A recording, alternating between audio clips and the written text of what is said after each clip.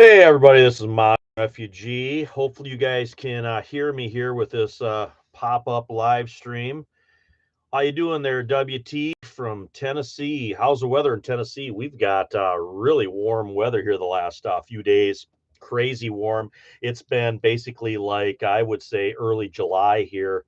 We've had temps in the 80s. Been clear. It's been bad for duck hunting, except today. Today we got some rain. In fact, my daughter went on a duck hunting trip this morning, and they got a duck this morning, so that was kind of cool.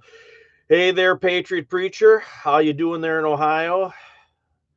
What's up, whatever prepper? Hey, Old Spice, finally getting yeah, we finally got some rain. Hey, Melissa, how you doing?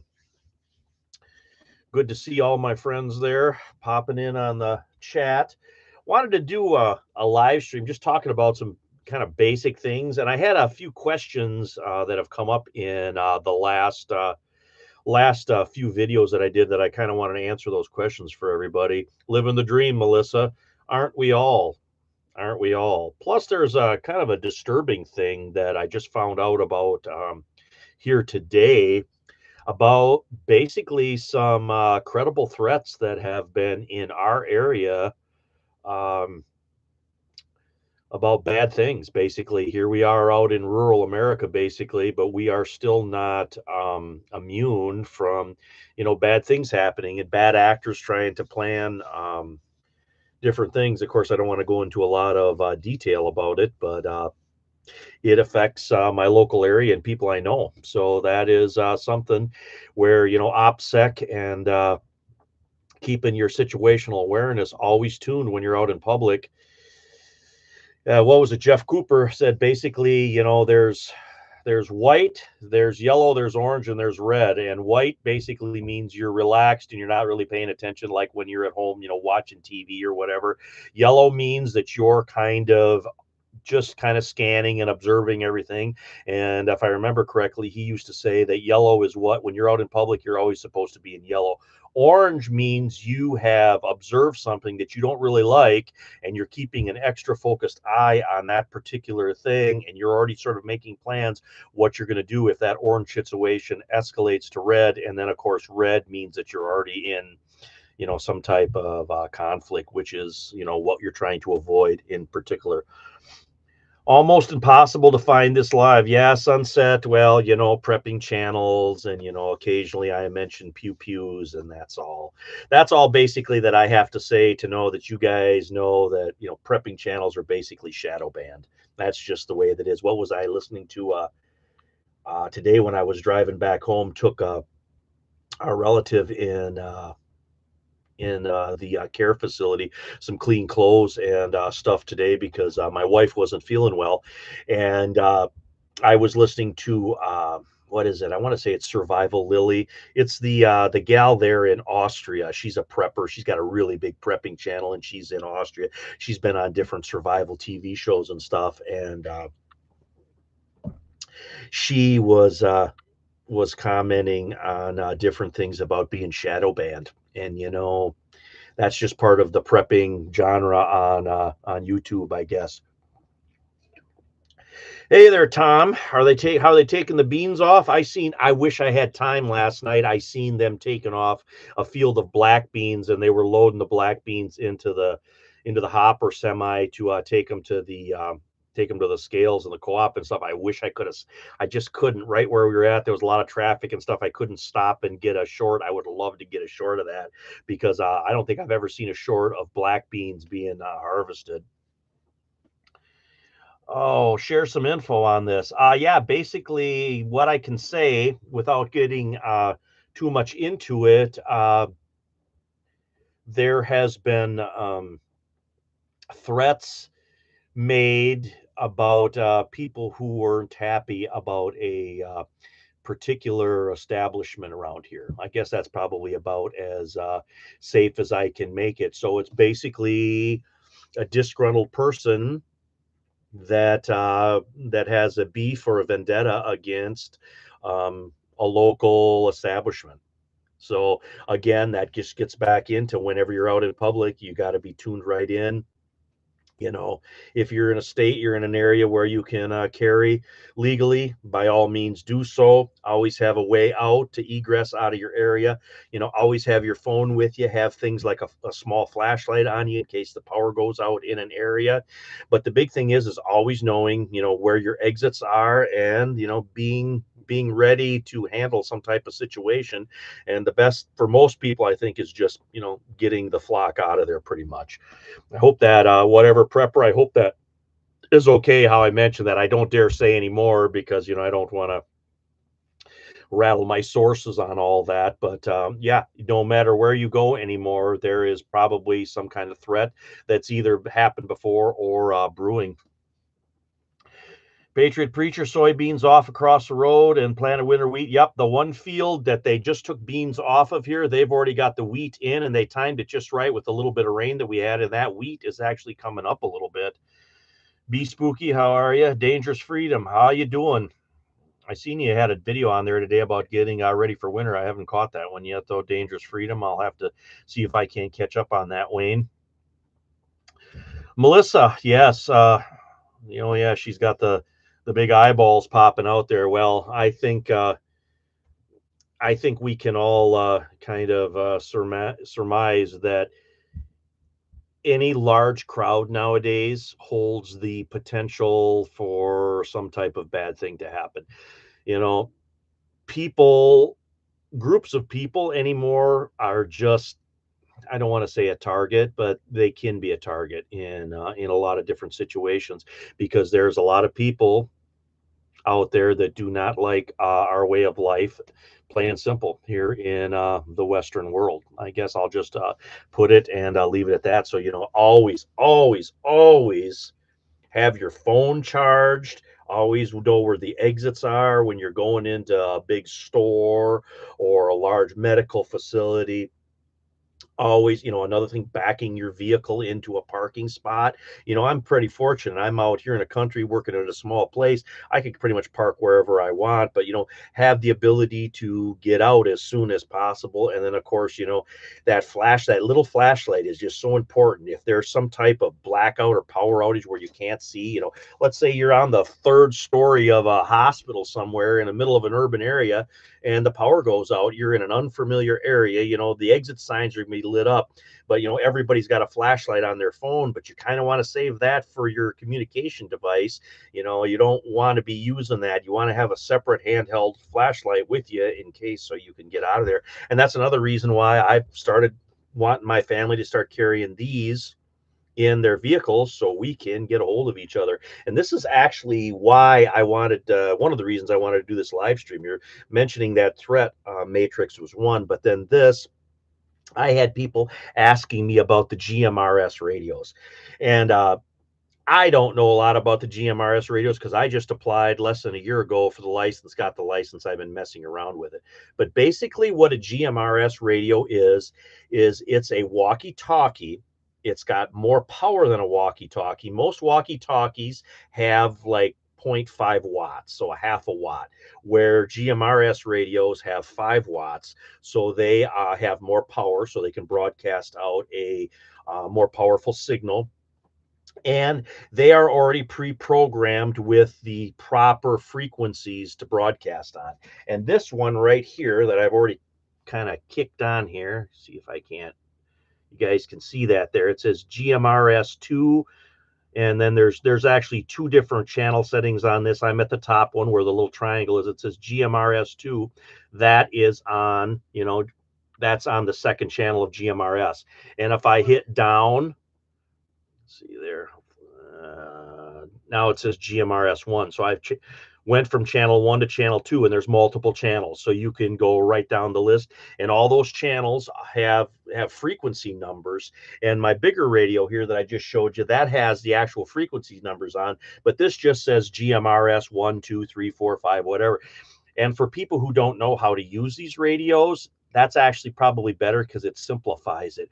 If I say, hey, we're going to communicate on GMRS channel number 6. A person can turn this on. They can hit the AB to get the little arrow up where it needs to be, and then they can just arrow up and down until they're on channel 6. And now they can key up, and then they're good.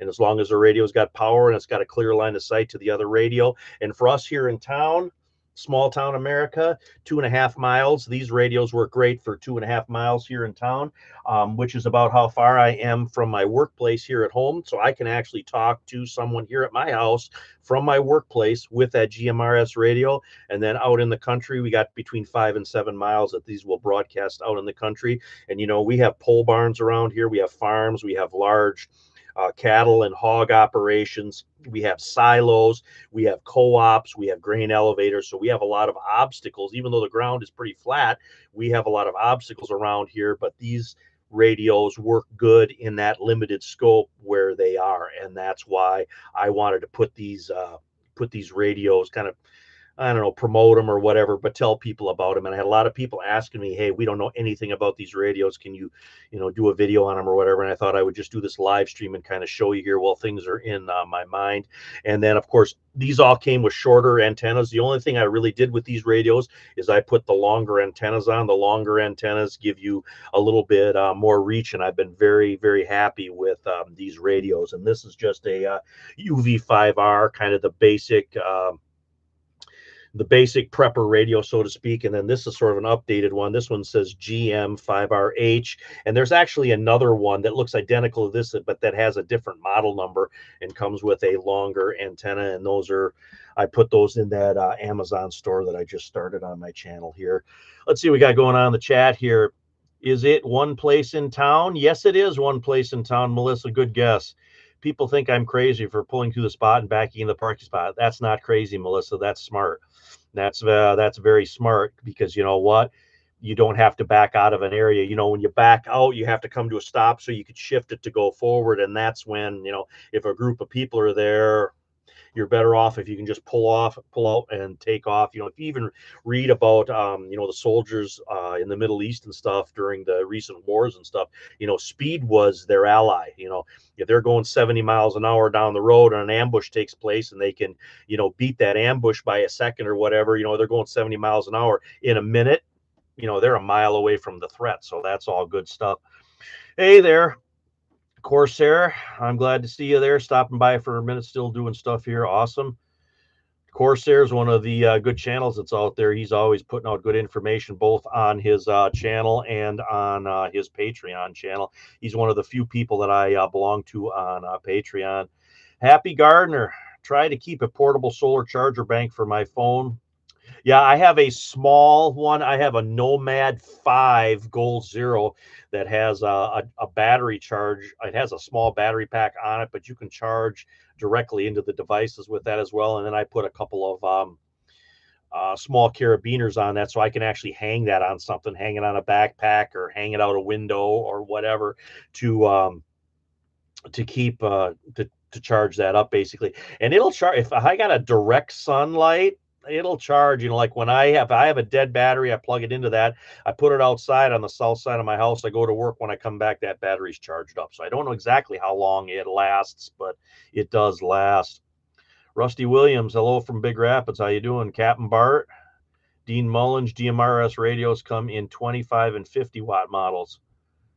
Yeah, and I was told that, I don't know for sure, but I was told that GMRS base units can be higher, have a higher wattage. But I've been pretty happy with just these basic ones right here. And for what we do, and it keeps everything mobile, I bought 4 of the bigger ones and I have 2 of the smaller ones. So that gives us 6 of those GMRS radios. Plus I got a couple of regular Baofangs here, which you're not technically supposed to use on GMRS channels, but they can key in the frequencies of those, because you can look up the frequencies of those GMRS channels and you can hand key them into a regular radio as well. I don't really know why it's a big deal depending on what radio you use, but that's kind of the rules that they put out there. Obsidian Survival, we call it combat parking. Oh, that's cool. I guess I did not know that. Does GMRS work in a mountain area? Karen, I don't really know. I know it's line of sight. So I would think that if you're in higher elevations, it would broadcast the signal further. But then that if you're down in the valley, I can see where that signal is going to hit the mountain. It's not going to propagate as far, for what little bit I know about GMRS radio. If you're in a high elevation broadcasting to maybe somebody at a lower elevation, it's golden. But then if you're down in the valley trying to broadcast out, there might be a problem with that. But here it's so flat, like I said, and I don't really know what the broadcasted range of these radios are, but we just tried these here just a couple of days ago, and we got a decent 5 miles out of them, and we got a decent 2.5 miles right here in town. So for us, it's really good.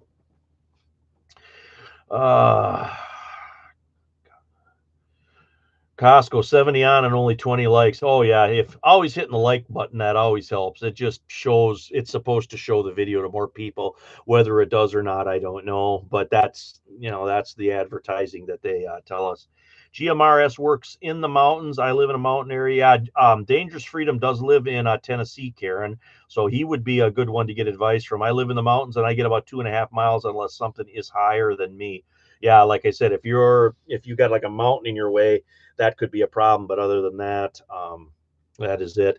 Another thing, I got a couple of videos coming out that I'm gonna do for you guys. I got one that I'm doing on range bag. I just came back from a range session today. We did a little practicing and stuff, and I've had a lot of people, or I've had a lot of videos pop up about range bags recently. For some reason, that's a topic people are talking about. So I decided I'd do a quick video on that, and I would really like to do a video on canning pumpkin.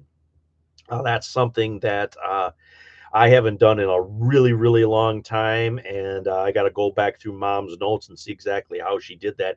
But there are pumpkins everywhere right now where we're at. So, and that's something that you don't hear a lot of people talking about. But it's stuff like pumpkin bread and squash for a side dish and dinner, because squash and pumpkin is basically the same thing. And there's a certain way that you actually can pumpkin, and I wanted to do a video on that, just in case anybody would want to take that resource, the pumpkins that are around this time of year, and actually put some of that up and use that as some of your prepping food storage. A friend picked up a 6-pack of MP31 Baofangs to hand out to neighbors for neighborhood watch group in case things get crazy. And that's a good idea too. And that's sort of the reason why I have these radios. I also have some Baofang walkie-talkies that are actually really good for our just immediate neighborhood here, about 6-7 blocks square. They work great. They're crystal clear. They got little earbuds with them and stuff. They got little push to talks. And that's what I used for the longest time around here. And I did the same thing. I gave a couple of those radios out to neighbors and stuff. And I said, hey, if something happens, if something goes haywire, just turn that radio on. I'll turn mine on. That way we can talk back and forth. The good friend of mine that just lives over here a couple hundred yards kind of behind our place here, he's got a CB antenna set up, and I got a CB antenna set up in my garage CB base unit that just goes off whatever car 12-volt battery that I have. So we got a little bit of local communication pretty much squared away. Am I going to be able to hit repeaters and propagate signals all the way across the country? No, but for our immediate area here, which I think is the most important, I think I've got everything pretty much covered. Yeah, no problem, Karen, no problem. Good to see you here too. GMRS repeater on the local grain elevator would be cool. Yeah, that would be good, because that's the highest. That's pretty much the highest things around here, in rural Michigan, are the grain elevators. The grain elevators are crazy high. There might be some, manufacturing facilities that have water towers and stuff that are high too. But as a general rule, it's going to be the grain elevators that are going to be the highest. Hey there, Christine from Connecticut. How's things out east today? I have never been out east. In fact, pretty much the only place I've ever been is out west. But yeah, the eastern seaboard is something I've never been to. I've heard that New England is very nice, especially this time of year. But yeah, this is sort of the time to be gathering stuff in, gathering gathering the things that you need for winter. I know deer hunting has started here. People are, harvesting deer. I'm hoping that I can get out after my knee surgery and do a little bit, but I'm kind of leery about crawling up in a tree stand with my knee the way that it is. But I talked to one guy this week. He just got a quarter of beef in his freezer. Canning is still kind of going gangbusters. Canning jars are still selling where I work. Noticed a lot of people today. After I got done with my range session, I hit a couple of stores and I really noticed a lot of people buying bacon stuff. And we've had kind of a warm snap here, but today was a little bit cooler and rainier, and people are thinking more about baking. And that's another thing, the seasonal shopping. This is really the best time of year to get baking supplies, because the big grocery stores, the big chain stores and stuff, they kind of switch over to that fall and holiday baking season, baking cookies and, baking quick breads and getting stuff ready for holidays and whatever. That's big. So they typically will just sort of re-merchandise areas of the store to get that baking stuff out. So, and then typically they will run sales, especially around the 1st of November. You get a lot of pre-Thanksgiving sales. That is a great time if you don't raise your own vegetables or garden or whatever. That is actually a great time to pick up stuff like, your canned green beans, your cream of mushroom soup, your bread flour, yeast for baking bread and baking rolls, anything to have to do with cakes or cookies or sweet stuff, like making fudge making stuff. And like fudge making stuff, for like the holidays and candy making stuff, a lot of that stuff has multiple uses. Like, like a candy thermometer can be used for, other aspects of preparedness. So there's different things that are on sale this time of year. Potatoes always used to be on sale. So if you don't grow your own potatoes were always on sale toward the end of October, the beginning of November. And as a general rule, then those are your new potatoes for the season.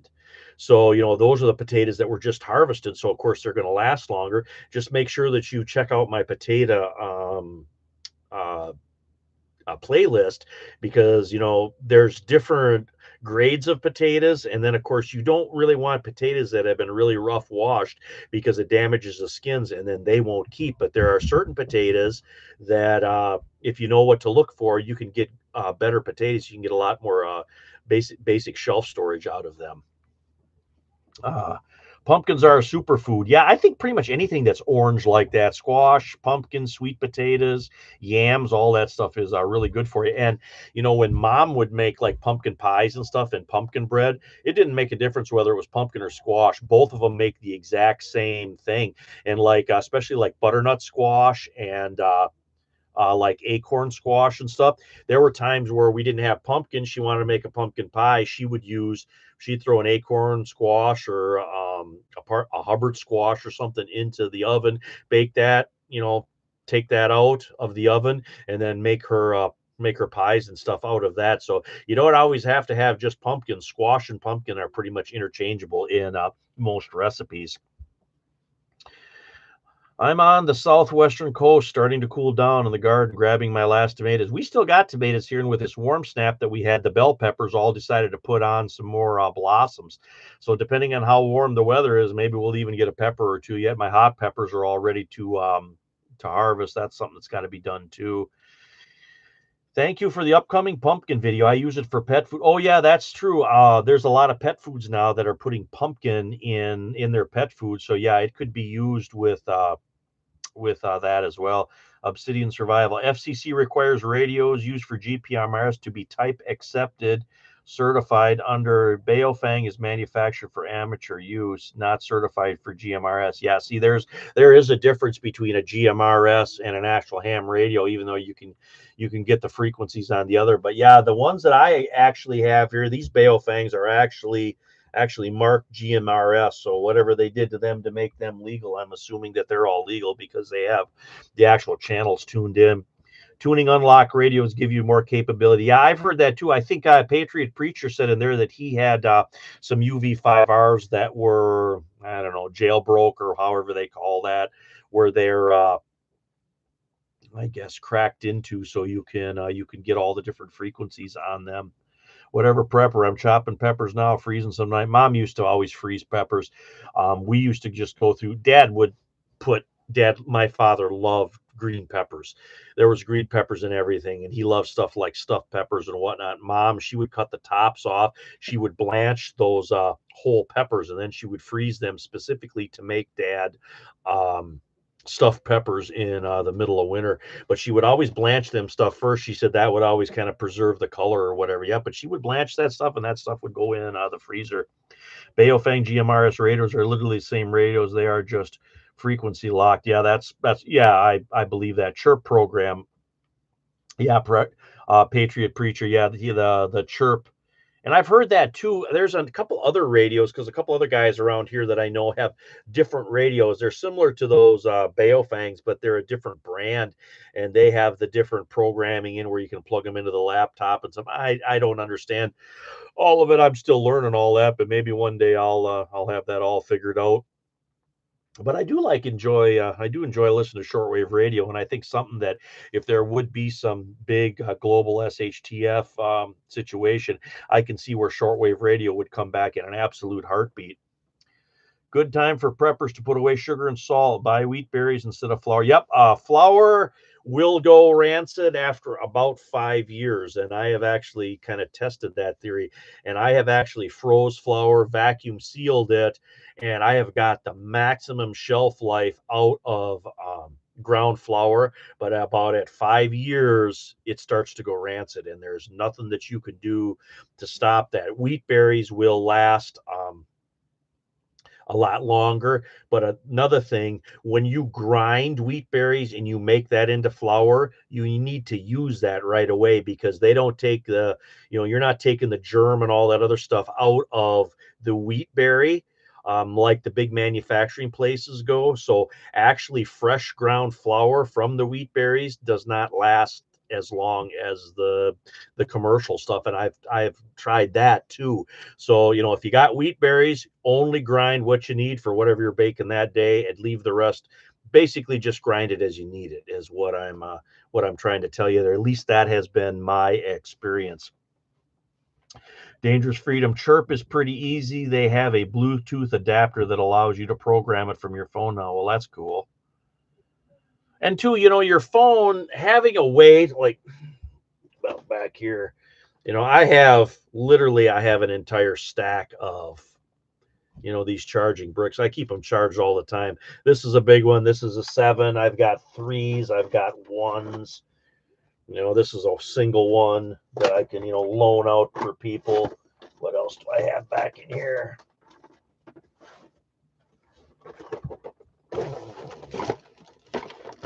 Stacks of this. This is another big one that I got. Notice how I got bands on here. These bands are to hold your charging cords. So you always have a charging cord with the brick, which, is crazy important as well. And then I have multiple charging docks here where I can charge everything up.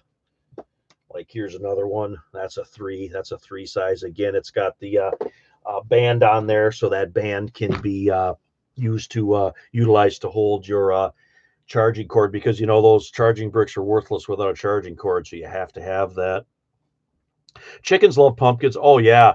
And that's I think I said that in my other live stream about my mom would actually get the vegetables and the produce from the grocery store that were starting to spoil, and she would take that and she would give that to the chickens on top of the actual food that she would have made up at the co-op. And I did a video years ago on the actual what she called chop, what they would actually grind for the chickens. And Mom would have, it was corn and oats and a little bit of wheat. They would have that ground into almost like a rough flour, and then Mom would put a little water in that, stir it up so it would make almost like a little bit of a dough, and that's what she fed the chickens. And she actually called that chop, and that was something that at the time you could just go up to the local co-op and you'd say, hey, I want 50% corn, 40% oats, and 10% wheat all ground together, and they would grind that up right there for you. They would make that for the people that had the poultry and that kind of stuff. Monkey Food Garden, how you doing there from Louisiana? Oh, don't worry about being late here. We're just shooting the proverbial shit, so to speak. But yeah, I appreciate all you guys being here. I thought today I was gonna do a little chat video in the morning, and I'm like, you know what? We'll just do a live stream at night. It makes it easier. That way, people aren't leaving to go to work or getting there doing their errands and stuff of the day. In the evening, they got a little bit more time. Another thing too, which I thought was really ironic, hearing about that local threat here. Um, it's also that it's also the anniversary of that attack that took place in the Middle East back, what was it, 2023? That's still, still a raging conflict to this day. Those anniversaries always bother me of those things because, there's been things that have taken place, bad things that have taken place on those anniversaries as well. It's something I think we should all pretty much keep our eye on. Greetings from Norway. How you doing? Yeah, I actually have another friend. He's in Sweden that I talk to from time to time. Good folks up there in Scandinavia. Melissa, you're watching from work course. Yeah, you're on a different time zone than us, so I the old Southwest. There's something about the West. I don't know what it is. I think it's just the time difference from Michigan. You get to sleep in a little longer, but it's still early in the day when you get up. Checked in on the rice harvest with a friend of mine. Harvest starts July through early September. Harvest this year was a touch under expected. And how does that work with rice? I don't really know how that works with rice. Is rice something that does it need a lot of rain at the beginning and then not so much at the end, kind of like what wheat is? Because, you really don't want a lot of rain before the wheat harvest. So I don't really know how that all works with rice. Some good deals on charging cables for Prime tomorrow. Yeah, that's a good time to get them. And I always try to buy multiples. I mean, I've got literally dozens of charging cords here because it's just one of those things. They break, they wear out, and our modern devices are pretty much worthless without those $5 charging cords. Hey there from Buffalo, New York. Closest I was to Buffalo was Niagara Falls. We uh we actually had went to Niagara Falls a couple of times when my wife and I we were first married. Finally made a live from Kitchener, Ontario. Kitchener I've been in. We fished in Lake Simcoe a couple of times, ice fished, and we went through Kitchener. And then uh, I was really impressed with the Niagara region when we were over there because of the Niagara Escarpment. It's a bit of a microclimate. I was really impressed by the amount of vegetables and fruit and stuff, fruit trees and stuff, and vineyards that were over there in that Niagara region. There was just when we were over there, like in the height of summer, boy, there was just all kinds of produce growing, which I thought was pretty neat.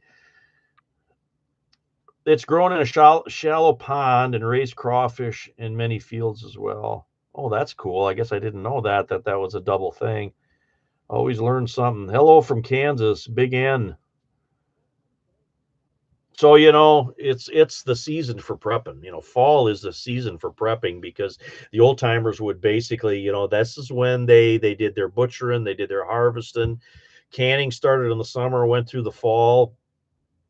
Come this time of year, first, second week in October, come this time of year, people wanted their basements full. They wanted their root cellars full. They wanted their cupboards full because there wasn't the snow removal equipment up here.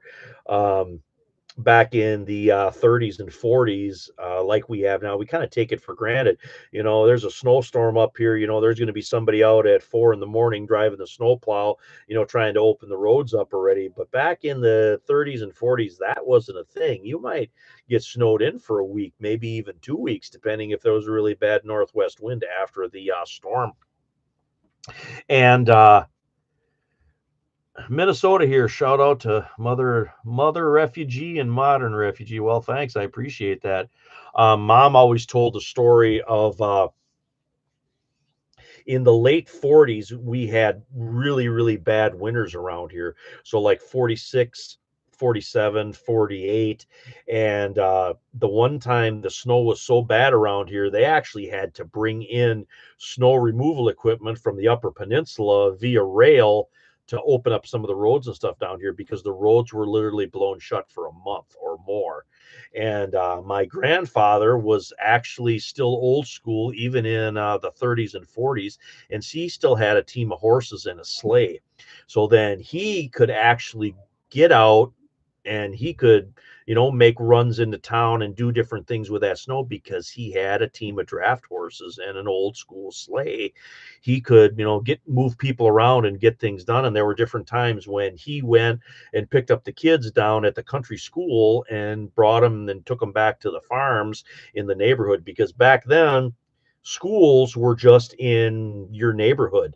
The where the country school was, where my grandparents' farm was, they actually moved that school that my mother went to, and they actually moved it to an old a museum, basically a museum farm that they have around here. They've moved that, but that country school was actually 2 miles from Grandma and Grandpa's farm. And then there was another school that was basically, as the crow flies, I'm going to say about 6 miles away from that. It was a little bit longer on the road, but that's how it was. There was a school like every 5 or 6 miles because that's as far as the kids could walk or, get in there to get their education. That's just how it was back then. And, and now, kids can more or less stay at home and learn their stuff on the internet or whatever. But that's how much times have changed in just that short period of time. MR, do you shovel your roof in the winter? If it's bad, yes. If it's not, if it's only a foot of snow or something, I don't really worry about it. But if it's really, really bad, if we really get dumped on, yeah, I'll go up on the roof and knock some of the snow down. And a lot of times that's why people have steel roofs nowadays, because on the steel roof, the snow doesn't usually stick to it. So like where we are around here, we get snow, but we don't get snow like they do in far northern Michigan and the Upper Peninsula. You go on like the west end of the Upper Peninsula, every roof is steel because that helps with the snow coming off the roofs. But um, down here where we're at, there's still a lot of asphalt shingle roofs because we still just don't get quite as much snow as they get up there in the UP. 15-minute city preparedness. Thank you for the super chat. I appreciate it. I appreciate it very much. For all the times that I didn't hit like, hey, that's all right. Like I said, I appreciate everything you guys do for me by just watching my videos, letting the commercials run and stuff. And of course, the super chats. I appreciate that very much. I hope I'm always putting out information that's pertinent and helpful to my viewers and stuff out there. Like I said, a lot of this stuff, I just want these skills and this knowledge and stuff to be propagated. I want people to know this stuff after I'm gone. And what better way to do it than on the internet? But thank you very much, 15-minute. I appreciate that very, very much. Gemma Rose, hello from Albuquerque. I get snowed in here for a week or two at a time because the plows only hit the highways. Yeah, a lot of the southern communities, they just don't have the snow removal equipment that we do up here. No salt and stuff. Counting the days, 69 was a heavy winter here in northeastern Washington State. I remember the worst that we had. I was off school for about I want to say it was like a week and a half. I was off school. We got a bad storm and then a really bad wind afterward. And we were snowed in. We were just shut in. It wasn't even worth plowing the driveway out because it just would have blown back shut anyway. And our driveway when I was a kid growing up was like, 100 yards long. So that wasn't just easy to get out of that. Long handled snow rake. Yeah. Then actually, if I was going to buy a snow rake, that's where I would go. I would go to the Upper Peninsula to buy one. Probably learn just as much on the walk to school itself. That's probably true. Costco ammo prices fixing to go up the next month-ish. Check stock. I have noticed ammunition prices around here actually stabilizing a little bit. Things have been, pretty mellow, but there's always a spike during hunting season. Oh, thank you, Journey with Nicole. I appreciate it very much. Like I said, I just appreciate you guys and I enjoy these conversations. And like I said, if I know the answer to something, I'll answer it. If I don't know, I'll tell you guys. But a lot of this stuff, a lot of these old time skills just aren't taught and aren't basically known anywhere. We just had another guy around here that was just a brilliant guy. Did a lot of home improvement, a lot of carpentry work and stuff, just passed away. And again, I think about how much knowledge was lost when he was gone. But thank you, Journey with Nicole. Nicole, I really appreciate it. Your show is the #1 favorite show on YouTube. I appreciate that. Thank you very much. Patrice, hello from Northern Illinois. Me and my wife appreciate your effort. I had a channel for about a year in the time, and the effort required was just too much. And nobody wants to see an old guy pick garbage. Hey, you know what? There's a lot of stuff to be found in dumpster diving, very much so. I'm really surprised now that I see a dumpster a little bit more frequently. I'm really surprised at stuff that people discard. Ammo prices don't typically go up until after the first of the year. If they go up before that, it's the stores, not the manufacturers. And Dangerous Freedom, I think he still works in the industry. I worked in the firearms industry, selling stuff for about 20 years, but I think Dangerous Freedom is still on the ball with that. The stuff that I know is 5 years obsolete now, maybe even a little bit longer than that. But it's always good when it comes to ammo, to slowly but surely, build your stock, a couple boxes here, a couple boxes there. I've never been one for large, bulk purchase of that stuff. I try to keep it small and low key. And then the other thing too, when you go out and you're shooting and you have a day like we had today where you burn up a little bit of ammunition, at your first convenient opportunity, you want to replenish that. So if you burned up 60 or 100 rounds, you want to replace that 60 or 100 rounds. And if you do that and you keep up with it, you'll keep your base level always good, which is kind of the way I do it, the way I've been doing it. I found a lot of good restaurant and hotel furniture dumpster diving. Oh, I believe that. And there's a lot of scrappers that will go in and they'll pull stuff out too. We have probably 2 full-time scrappers around here. They're constantly going around and picking through the garbage at residential places and that at dumpsters and stuff.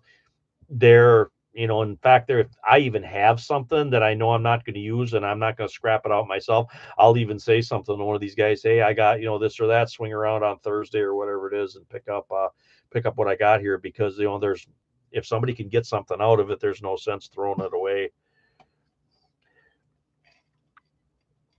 Even you'd be surprised, like aluminum and stuff that's in like small engines and stuff, and a good scrapper will be able to literally dissect that stuff and sort out the brass from the steel, from the aluminum, from the copper. And, that stuff all has a value. That stuff is, especially if I don't know what like copper and stuff is now, but like gold and silver is high. So I would have to assume that copper and brass are high as well. Oh, no problem, Library Lizard. It's all good to go. It's all good to go. But I don't think people with DoorDash and with the convenience of modern food. I think we seen that back in 2020. People just didn't have enough food in their house. And to somebody that grew up rural like I did, I just can't fathom that somebody doesn't have a couple weeks or a couple of months worth of food in the house, because as poor as we were growing up, mom and grandma and dad, we always had food in the house. It might not have been a bag of Doritos or something that a kid wanted to eat, or a chocolate bar or something, but there were times when I said, mom, grandma, I'm hungry for something chocolate. And I remember mom and grandma saying, well, there's a cookbook in there and there's a can of cocoa in the cupboard. Go make yourself some brownies. And that's, if you wanted something chocolate, that's what you went and did. And that self-sufficientness, it doesn't exist now. Now people hop in the car and they go up to the store, the convenience store or whatever, and they buy whatever they want. But like I said, when I was a kid, I remember mom saying that, oh, you want something chocolate? There's a can of cocoa in the cupboard. Go make yourself something. Copper is approaching $6 a pound Canadian. Is that high? I mean, 2011 copper was astronomically high, and I remember we scrapped a bunch of copper in 2011. I had actually bought different copper things from old yard sales and farm sales and stuff that were around here, and we stripped all that copper and we sold. We got enough money to pay for our gas to go up to the UP on vacation out of that copper, and it was crazy high back then. But what it is now, because I got a couple of buckets of brass and copper fittings and stuff out of the garage, but I haven't taken any of that stuff in a long time. Maybe it's time I get off my duff and I go get that done. Record highs in Canadian dollars. Oh, that's good to know. So maybe it is time that I dig that stuff up and get rid of it. No DoorDash up here, MR. Yeah, that's something that's kind of becoming more and more. This used to be a really rural area, and in the last 10 years especially, we ain't rural no more. So many people have moved here since 2020.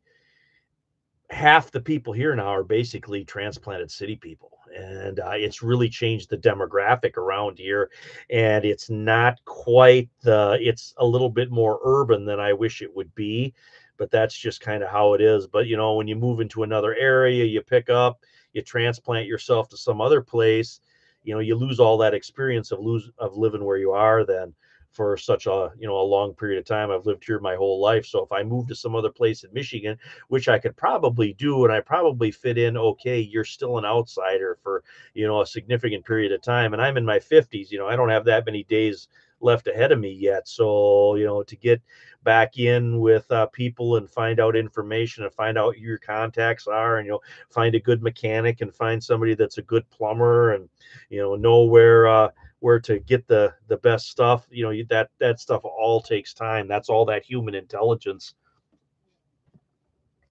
Oh, sorry to hear that. Hey, that's just the way it is. Even up in the Upper Peninsula isn't quite as rural as it was back in the early 2000s, the late 1990s and the early 2000s.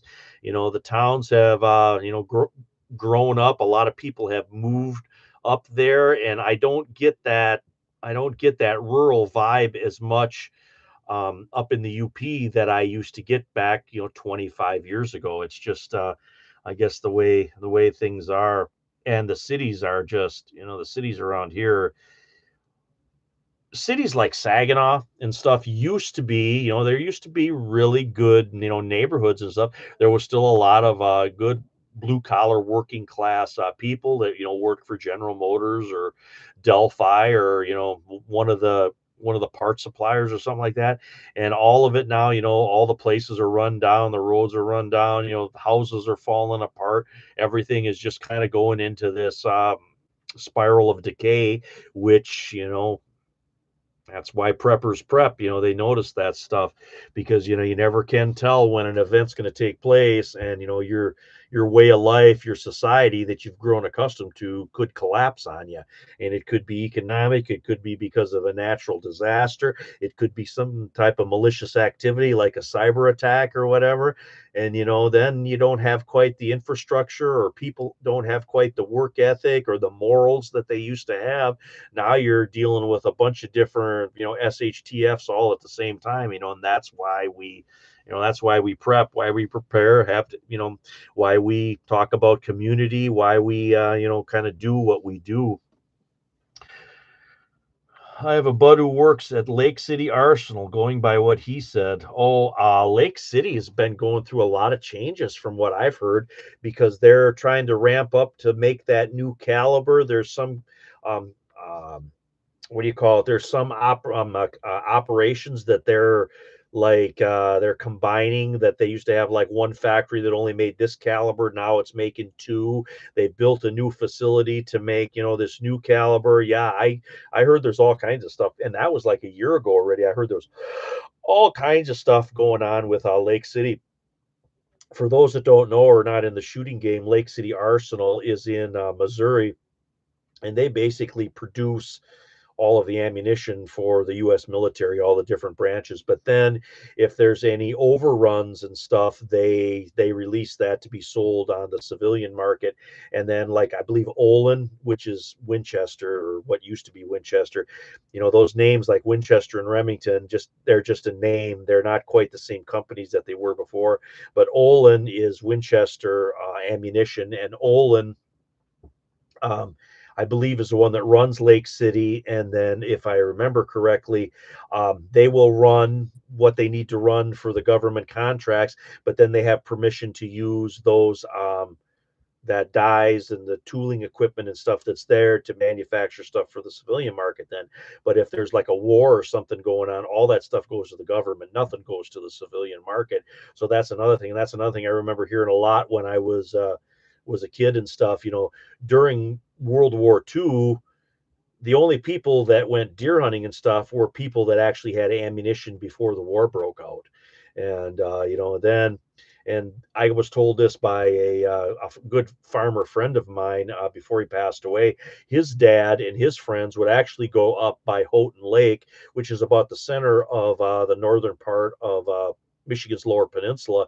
And Houghton Lake was a big area where people would go deer hunting from southern Michigan. Well, being out here in the thumb, that's where they would go deer hunting. And because they were farmers, they had the ration cards for the fuel, so they could actually purchase the fuel to get that far up north. But they all kind of seen World War II coming, so they made sure that they had enough ammunition. So they would actually go up to Houghton Lake and they would hunt deer, and they would bring deer back down here to put up for the winter for their harvest. And not everybody could do that because they couldn't get the fuel for the ration cards to actually travel up north, and you couldn't just walk in and buy ammunition during World War II.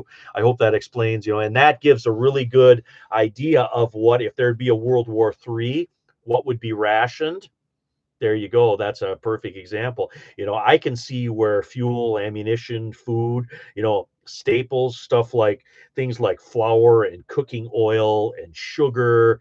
I can see where all those, meat, butter, coffee, I could see where all those things could be rationed if there was some type of there would be some type of World War III type event. You want to look what that's going to be, what rationing looks like. Look to the past. And rationing was bad here in the United States, but it was the worst rationing was in Great Britain, and Canada was actually pretty bad too, worse yet than the United States from the people that I have talked to. Hey there, prepper for the ages. Only an outsider if you make yourself one, Karen. Well, it's nice to have roots in those places. I'll tell you what. But you know what? And a lot of it has to go. A lot of it has to. If you want to be part of someone's culture, that's the way to go about it. But if you want to move into an area and change the culture to what you're used to, that's not going to work out very well. I used there years ago. Have you seen the mysterious lights in the UP? No, I haven't. The Paulding lights is what they're called, but I have never actually witnessed those. But I actually have been over in the Paulding area a couple of times. Monkey Food Garden, we are very rural, but they are starting to creep closer and closer, building new homes. Afraid every time I see another piece of property go up for sale. And that's basically how it is around here.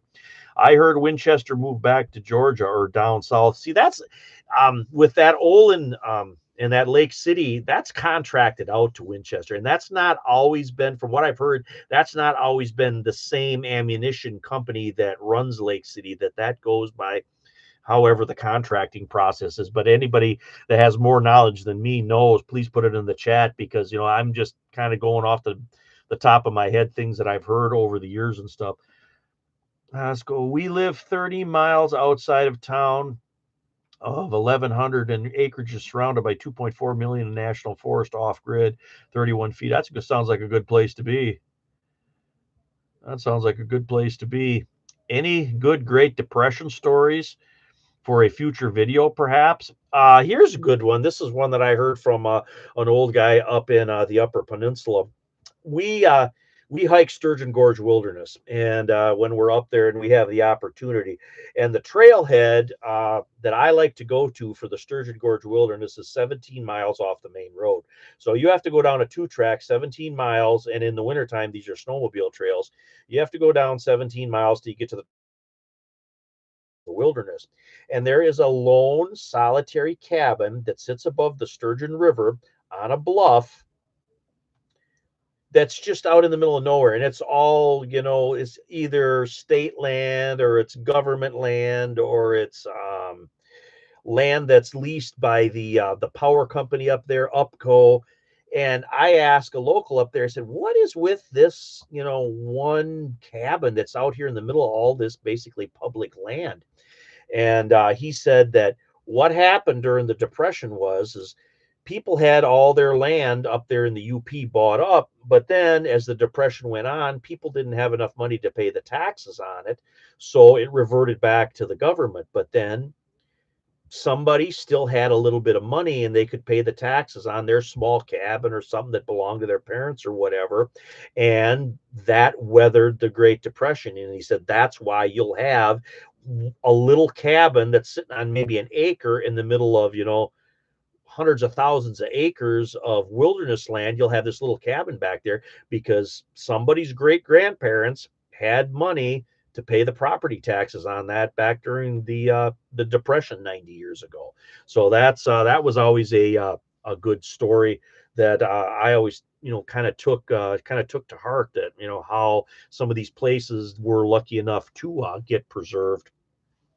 The other Depression thing is and I seen this from my mother and my grandparents, is they just didn't throw anything out. You didn't throw anything out. It went, if you didn't have a use for it today, it went in the barn and you saved it. And now we have become just this throw out society.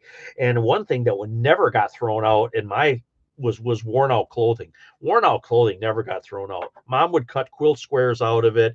She would make curtains out of towels that were worn out, sheets that would be worn out. She would cut that out. She would hem them. She would make curtains for down in the basement. She made crazy quilts. In fact, there was one quilt that she made. It was out of denim jeans that I had wore out. They were all from my jeans. She cut squares out of it. Of course, they were all different, faded different colors. So, you had indigo and you had lighter blue and you had the frosted ones from like back in the 1990s, beginning of the 1990s, late 80s and stuff. You had all those different colors, and she put them all together and sewed all that with blue stitching, and then she quilted that, and then the yarn ties on there, she did dark blue on that all over. So it was basically a blue jean quilt, and that comes from that Depression era people. They just learned to live with that stuff.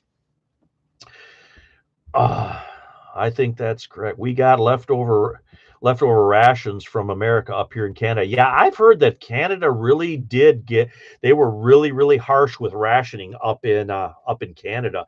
And if I remember correctly too, farmers that produce stuff for the war effort and whatnot, and people that were that preserve their own food and canning and that kind of stuff, you were always allotted extra if you did can, because that was considered being part of the war effort and stuff. So if you said, hey, I can or whatever, if I remember correctly, the amount was 27 pounds. You were allowed to have 27 pounds of sugar if you can, so you could make your pickles and your jams and that stuff, because if you had that, that was less that the commercial places, that was less pressure on the commercial places. If you were making your own strawberry jam, you didn't, you weren't taking strawberry jam that could go for the war effort in the Pacific or in Europe. You just made your own, and that was with, like I said, with pickles and with stuff like jam and canned fruit, whatever. Because a lot of canned fruit was packed in syrup, and that's another thing. I was thinking about doing a video on that too at some point, but sugar is actually a preserving agent. And I know sugar gets a bad rap nowadays because sugar's in everything. Well, there was a time when sugar wasn't in everything, and it was sort of used like it was intended, like, a sweetener for if you're making cakes or something. And stuff like preserving your food, that's what sugar was used for. Now there's sugar in salad dressing and stuff, so it doesn't make any sense, all the stuff they put sugar in now.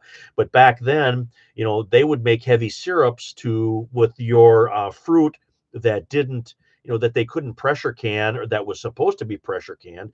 Stuff like peaches and pears, they would make a heavy syrup on that. They would put the heavy syrup on that and they would hot water bath it, and that way they got away from, they didn't have to pressure can that, because the syrup was actually a preserving agent. Just like in a pickle, the vinegar is a preserving agent. Why pickles you can hot water bath, but there's other stuff that you have to pressure can because the pH isn't right. The vinegar was actually a preserving agent, just like the sugar is. And two, sugar was fairly stable to transport. So bales of sugar and barrels of molasses were things that were transported when these areas first started to be farmed back in the mid late 1800s. That kind of stuff kept, and that's then flash forward now to the modern prepper. That's why stuff like sugar and molasses, that stuff keeps. Sugar lasts indefinitely if it's properly stored and taken care of. You don't have to worry about the sugar spoiling. It's just like salt, it's just like honey. That stuff is going to keep. uh Interesting, MR. I like your evening chats. I listen while doing the kitchen. I appreciate that. I'm glad I'm entertaining enough at least. My wife still uses our old clothes and sews items for around the home. And then the other thing too was mops. And you could still get the mop handles that you put your old towels or whatever. You cut them in strips, you put them in the mop handle, and you tighten it down. And that was your mop for the floor. You put it in a bucket of water, you wrung it out by hand, and you mopped the floor. Those were the mops when we mopped the kitchen floor and we mopped the living room floor when I was a kid growing up. Those are the mops we had. We didn't have the fancy mop with the little sponge on the front, or the ones they got now that have the little whirly twirly thing that spin the water out stuff. That was all Armstrong method. You squeezed out the water and you mopped, and the mop was made out of the old clothes or the old whatever material that you had around. Will you be making another SHTF scenario video, Sue? Those are so cool. I have actually been doing a little writing. I've been trying to put something together for another scenario video. I know I haven't done one in a long time, and me and Mother Refugee have been talking about that. Hopefully, at some point here this fall yet, or early this winter, I can get one out for you guys. There is one that I have been working on, so I'm glad that you mentioned that. Well, I think we're getting at about the hour mark here, so we are. I'm going to probably shut this guy down. I just wanted to have a little conversation with you guys about that GMRS, answer those questions. Hopefully, people can get that. People can